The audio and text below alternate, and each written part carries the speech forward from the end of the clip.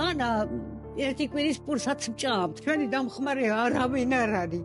არავინ. თქვენია რომ აი ამ ვაჟი ცხოვრობთ ესეთი უბედური ხოხში და საკათმელში. კედლები იშლება, მეშინია რომ მიწის რო არ იყოს და დაგვიტანოს რა. ფილტრების ანთება მქონდა, კინაღამას მოკვდია ეკა ამ სირიში და უბედურობაში. თვალიდან ვეღარ ვხედა, მერე თვალი დამწარი მაქვს და მეორე თვალი ბუნდონაკ რა. ადამიანს ვერ ავჩენო, მაგრამ მეტი უბედურობა აღარ გამიგია. ფეხები რო არ მქონდეთ მართლა ისევ არ გამწარებული მიჩემნიან.